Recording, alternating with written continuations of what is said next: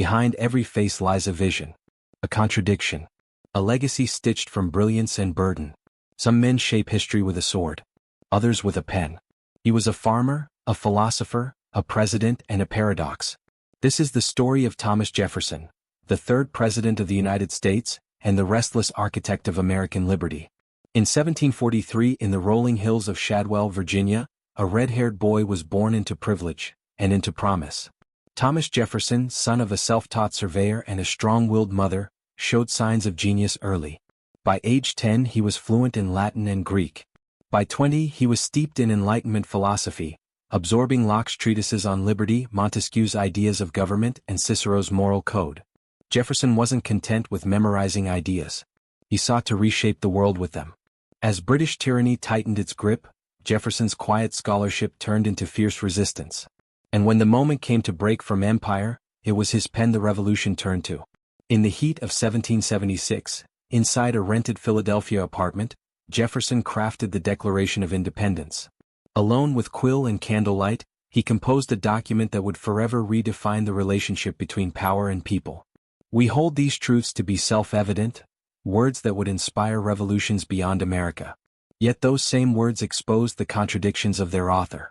Jefferson, the voice of liberty, held hundreds in bondage. He condemned kings but lived like one at Monticello. His ideals soared, but his reality remained tangled in the soil of slavery. After independence, Jefferson was sent to France. There, as minister, he watched the storm of revolution gather again. He was both exhilarated and disturbed, drawn to the spirit of the French uprising, yet wary of its blood-soaked extremes. The clash between reason and chaos deepened his belief that democracy must be anchored in education and restraint. When he returned home, America was no longer a vision, it was a fragile nation.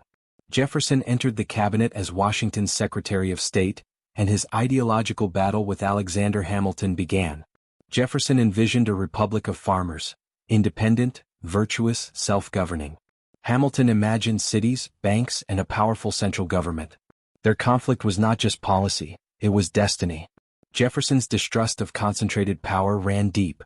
He warned against entangling alliances, standing armies, and political corruption.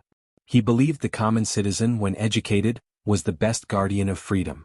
And in 1801, after a bitter election resolved in the House of Representatives, Jefferson assumed the presidency. He arrived at the Capitol without fanfare. No parade. No crown. Just a man walking alone, determined to lead by example. He reduced taxes, cut the national debt, and shrank the military. But in 1803 he made a bold decision that contradicted his own philosophy, the Louisiana Purchase. With a single stroke he doubled the size of the United States, an act of executive power he had once feared. He sent Lewis and Clark to explore the unknown, mapping rivers and cultures never seen by the government that now claimed them. He dealt with pirates in the Mediterranean, battled British trade pressure, and struggled to balance neutrality in an age of empires. His second term, marked by economic embargoes, tested his patience and strained the young republic's economy. All the while, his personal contradictions deepened. He lived surrounded by books and ideals, yet also by enslaved people. Among them was Sally Hemings, an enslaved woman who bore his children. He never publicly acknowledged her, but the truth, like the ideals he wrote about, could not remain hidden forever. When his presidency ended, Jefferson returned to Monticello, not in retreat but with renewed purpose. He founded the University of Virginia, convinced that public education was the cornerstone of freedom. He designed its buildings, shaped its curriculum, and called it the proudest achievement of his life.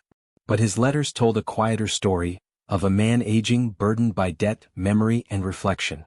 He rekindled his friendship with John Adams, once a bitter rival. Their letters spanned decades, filled with wit, philosophy, regret, and wonder at what they had helped create. And yet, Thomas Jefferson's story does not end here. As the years passed, the republic he helped found began to evolve, sometimes in directions he celebrated, other times in ways that troubled him. He watched as the nation grew beyond the ideals of agrarian simplicity he had once cherished. Industrialization, urbanization, and the rise of powerful federal institutions marked a shift in the very character of America. Jefferson's influence, however, remained everywhere, in the architecture of public buildings inspired by Roman virtue, in the founding documents taught to every schoolchild, and in the enduring belief that liberty was not a gift but a right. Still, the contradictions of his legacy weighed heavier with time. The institution of slavery, which he had privately called a moral depravity, continued to expand. And though he had once proposed gradual emancipation, he took no public steps to free the people he held in bondage. Even in his will, he freed only a select few, most notably the Hemmings children, long believed to be his own. Despite this, Jefferson remained a revered figure in the American imagination. He became both a mirror and a mystery, a man of the Enlightenment who could not fully escape the darkness of his age. Scholars, students, and citizens alike struggled, and still struggle, to reconcile the soaring ideals of the Declaration with the plantation at Monticello. But Jefferson himself never ceased imagining a better world. Even in his final years, his letters pulsed with optimism. He believed in the potential of humanity to rise above its flaws through education, self-governance, and reason. He warned against ignorance, tyranny, and blind allegiance to power. He believed the American experiment was fragile, but worth protecting. As the nation approached its 50th birthday, Jefferson, now in his 80s, grew frail. Yet he remained intellectually restless. He corresponded with foreign thinkers, advised young leaders, and continued to dream. He hoped that the principles of 1776 would live far beyond him, that the pursuit of happiness would never end, even if perfection remained out of reach. And then, on July 4, 1826, the very day the nation celebrated its independence, Thomas Jefferson's journey drew to a close. And then, on July 4, 1826, the very day the nation celebrated its independence, Thomas Jefferson's journey drew to a close. The morning light at Monticello filtered softly through the tall windows as Jefferson lay in bed, drifting between awareness and silence.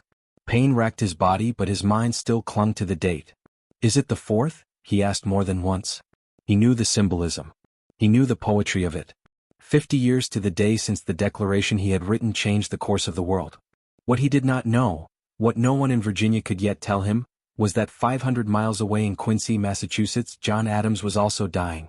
And just hours after Jefferson passed, Adams too would slip from this world, his last words carried on uncertain breath. "Thomas Jefferson survives." The coincidence stunned a nation. Two founders, once allies, then rivals, then reconciled, departing life on the golden anniversary of their greatest achievement. It felt less like chance and more like providence. A final act written by history itself. News of Jefferson's death spread slowly, carried on horseback and in ink-stained newspapers. Across the young republic, bells tolled and heads bowed. At the University of Virginia, students walked in silence past the rotunda he had designed. In homes and taverns, people read again the words he had once written and found new meaning in their simplicity. But while the nation mourned, it also debated. Even in death, Jefferson provoked discussion. Was he the pure voice of liberty, or a man who failed to live by his own creed? Was he the farmer president, the radical philosopher, or the reluctant slaveholder? Could one man truly contain all of that? In the decades that followed, the image of Jefferson became a canvas, painted and repainted by each generation. Abolitionists quoted him. Expansionists claimed him. Political parties invoked his name to defend opposing ideologies. He was a symbol, a founder, a contradiction, and still a mystery. Yet something about Jefferson's legacy endured beyond interpretation. It lived not in statues or memorials, but in the idea that words, carefully chosen, boldly declared, could change the world. Yet something about Jefferson's legacy endured beyond interpretation. It lived not in statues or memorials, but in the idea that words, carefully chosen, boldly declared, could change the world. As the centuries unfolded, America wrestled with the truths he proclaimed and the paradoxes he embodied. His declaration became a moral benchmark, invoked by Abraham Lincoln at Gettysburg, by Martin Luther King Jr. on the steps of the Lincoln Memorial, by voices demanding that the phrase, "all men are created equal," finally include everyone. And still, Jefferson stood, watchful from his mountaintop, embedded in textbooks, debated in classrooms, gazed upon in the marble of the Jefferson Memorial. Not as a saint, not as a villain, but as a founder, fallible, visionary, and human. His ideals seeded the soil of a republic that would struggle, stumble, and strive to live up to the words he had once dared to write. Though his life ended, the conversation he started did not. It continues in every civic debate, in every protest and policy, in every generation that asks, what does liberty truly mean? Because Jefferson understood something elemental, that democracy is not a destination. It is a question that each generation must answer for itself. And so, Thomas Jefferson remains. Not in marble but in motion. Not frozen in perfection but alive in the struggle to improve. Not behind us but within us. This was Thomas Jefferson, the philosopher of freedom, the pen of a revolution, the third president of the United States, the face behind the idea.